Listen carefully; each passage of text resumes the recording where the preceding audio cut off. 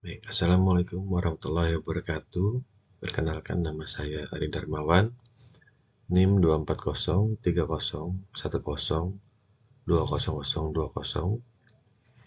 Pada kali ini saya akan membahas terkait ujian akhir semester dari mata kuliah Teori Akuntansi.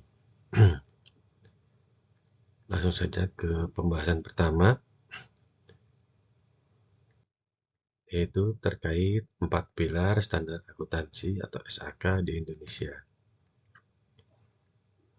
Indonesia memiliki 4 pilar utama dalam penerapan standar akuntansi keuangan atau SAK yang digunakan untuk mengatur pelaporan keuangan bagi berbagai jenis entitas bisnis, baik besar maupun kecil. Penjelasan masing-masing pilar yaitu adalah yang pertama, SAK internasional atau IFRS, di mana entitas yang harus comply adalah SAK internasional atau IFRS yang bisa diperpanjang itu International Financial Reporting Standards, berlaku untuk entitas yang terbuka atau memiliki akuntabilitas publik seperti perusahaan yang terdaftar di bursa saham, lembaga keuangan, dan entitas publik lainnya. Public accountable entities seperti perusahaan yang menjual saham kepada publik atau entitas yang memiliki kewajiban publik terkait, di mana referensi atau acuan adalah mengacu pada IFRS International Financial Reporting Standards yang dikeluarkan oleh International Accounting Standards Board atau IASB. IFRS adalah standar internasional yang diterapkan di banyak negara untuk memastikan transparansi dan keseragaman dalam pelaporan keuangan. Untuk SAK yang selanjutnya adalah SAK umum atau SAK entitas besar atau SAK untuk entitas besar. Entitas yang harus comply adalah SAK umum, berlaku untuk entitas yang tidak terdaftar di pasar modal namun memiliki ukuran yang besar atau menengah dan memiliki akuntabilitas yang lebih tinggi dibandingkan entitas kecil. Biasanya entitas dengan aset besar atau jumlah karyawan banyak, serta entitas yang memiliki pinjaman atau hubungan dengan lembaga finansial besar, di mana publicly accountable entities-nya dan entitas besar yang tidak terdaftar di pasar saham namun beroperasi pada sektor yang lebih besar. Referensi atau acuannya mengacu pada IFRS dan disesuaikan dengan kondisi dan kebutuhan pasar di Indonesia oleh Ikatan Akuntan Indonesia atau IAI. Lalu yang selanjutnya adalah SAK etap, entitas tanpa akuntabilitas publik. Entitas yang harus comply adalah SAK etap ini atau entitas tanpa akuntabilitas publik, berlaku untuk entitas yang tidak memiliki akuntabilitas publik, seperti perusahaan keluarga atau usaha kecil dan menengah, dan tidak memiliki kewajiban untuk melaporkan ke publik, misalnya perusahaan kecil yang tidak terdaftar di pasar saham. Entities without public accountability yang lebih kecil dengan operasi terbatas dan tidak memiliki kewajiban untuk menyediakan laporan yang sangat kompleks. Yang menjadi referensi atau acuan adalah SAK etap mengacu pada SAK umum, tetapi disederhanakan untuk memudahkan entitas kecil dan menengah. SAK etap ini tidak mengadopsi seluruh IFRS, tetapi prinsip-prinsip dasar IFRS harus tetap diikuti, hanya disesuaikan dengan skala dan kompleksitas dari entitas tersebut. Lalu yang terakhir adalah SAK EMKM, entitas mikro, kecil, dan menengah. Entitas yang harus comply yaitu SAK EMKM ini ditujukan untuk entitas yang masuk dalam kategori mikro, kecil, dan menengah atau EMKM. Ini adalah standar yang berlaku untuk bisnis kecil yang biasanya tidak memiliki sumber daya untuk melaksanakan sistem akuntansi yang kompleks. Yang menjadi referensi atau acuan yaitu mengacu pada SAK etap yang lebih sederhana dan fleksibel. SAK-MKM ini lebih disederhanakan lagi agar bisa lebih mudah diterapkan oleh usaha mikro dan kecil tanpa mengurangi kualitas laporan mereka.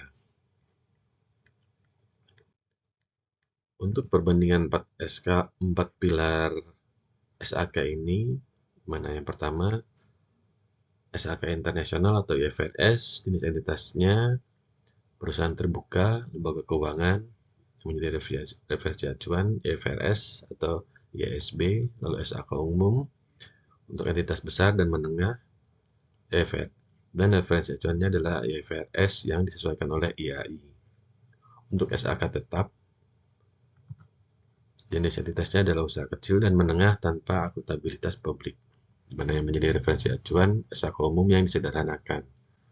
Lalu untuk SAK-MKM ini untuk entitas bisnis mikro, kecil, dan menengah. Di mana yang menjadi acuan adalah SAK etap yang lebih disederhanakan. Sehingga kesimpulannya, setiap pilar SAK memiliki tujuan untuk mempermudah penyusunan laporan keuangan sesuai dengan ukuran dan kompleksitas dari entitas tersebut. Dan penggunaan standar yang tepat sangat penting untuk memastikan transparansi dan akuntabilitas di dunia bisnis. Lalu untuk pembahasan selanjutnya adalah apakah standar akuntansi keuangan di Indonesia mengacu pada IFRS atau US GAAP. Penerapan IFRS di Indonesia mengacu pada IFRS, yaitu International Financial Reporting Standards, di mana digunakan sebagai acuan utama untuk penyusunan SAK di Indonesia.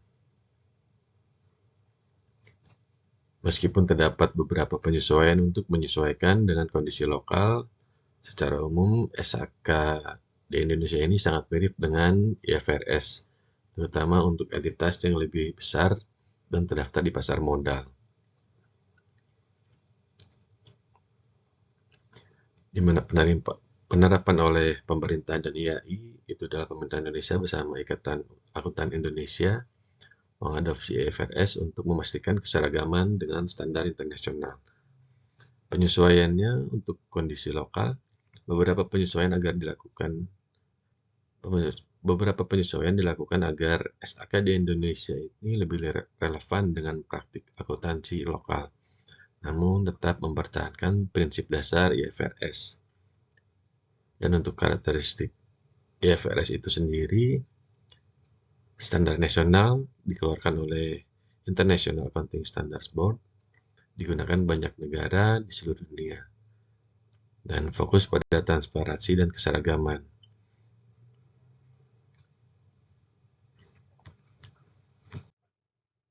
Lalu untuk US GAAP atau Generally Accepted Accounting Principles, di mana penggunaan utamanya itu adalah di Amerika Serikat sebagai standar akuntansi dan tidak diadopsi sebagai acuan utama di Indonesia.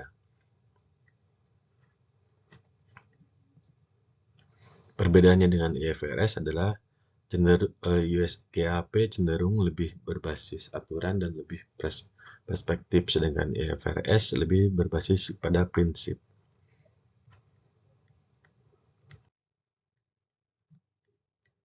Untuk perbandingan IFRS dan US GAAP, telah saya buatkan tabel sebagai berikut, di mana aspek pengguna utama itu adalah yang pertama adalah pengguna utama untuk IFRS, itu global, juga termasuk Indonesia. Lalu untuk US GAAP adalah terutama di Amerika Serikat. Lalu untuk aspek pendekatan, di IFRS berbasis prinsip dan US GAAP berbasis aturan.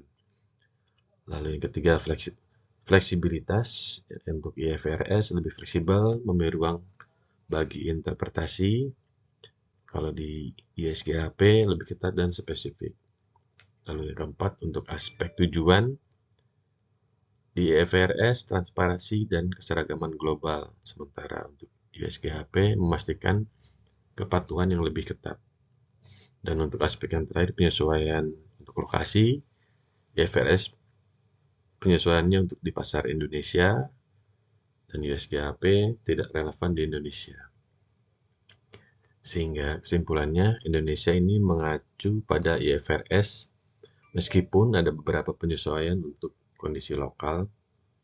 Indonesia mengadopsi IFRS sebagai acuan utama dalam penyusunan laporan, dan USGHP tidak digunakan untuk di Indonesia. Lalu yang terakhir adalah apakah satu standar fit for all? Untuk yang pertama itu karakteristik dan kebutuhan yang berbeda, di mana setiap jenis entitas memiliki ukuran kompleksitas dan tingkat akuntabilitas yang berbeda. Lalu standar akuntansi harus disesuaikan dengan kondisi dan kebutuhan spesifik dari setiap entitas.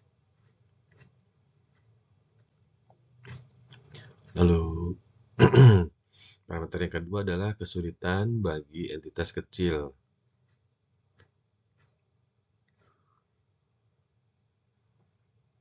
Entitas kecil mungkin kesulitan mengikuti standar yang terlalu kompleks seperti IFRS.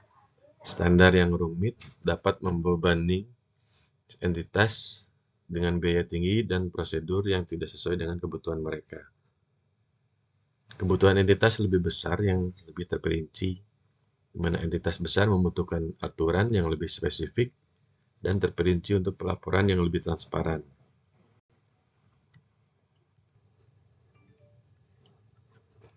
Lalu SAK yang terlalu sederhana tidak memenuhi kebutuhan transparansi yang diinginkan. SAK yang berbeda untuk berbagai jenis entitas. SAK umum dan IFRS untuk entitas besar dan terbuka. Di mana entitas besar dan terdaftar di pasar modal memerlukan standar yang lebih rinci dan kompleks. Contohnya SAK umum dan IFRS. Lalu untuk SAK etap dan SAK MKM untuk entitas mikro dan kecil.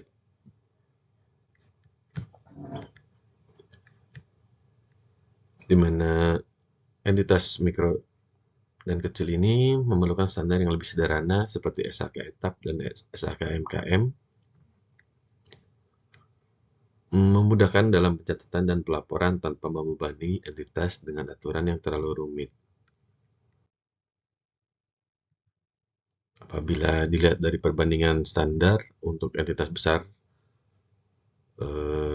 ataupun kecil, di mana jenis entitasnya adalah entitas besar dan terbuka, standar yang digunakan yaitu adalah SAK umum dan IFRS, di mana karakteristik standar yang lebih kompleks dan rinci. Lalu untuk entitas kecil dan mikro, standar yang digunakan adalah SAK etap dan SAK MKM, di mana karakteristik standarnya adalah standar yang lebih sederhana dan fleksibel. Sehingga satu standar tidak cocok untuk semua, karena setiap entitas memiliki kebutuhan yang berbeda-beda sesuai dengan ukuran dan kompleksitasnya. Oleh karena itu, SAK di Indonesia digunakan untuk memenuhi berbagai kebutuhan, SAK umum, SAK etap, dan SAK MKM.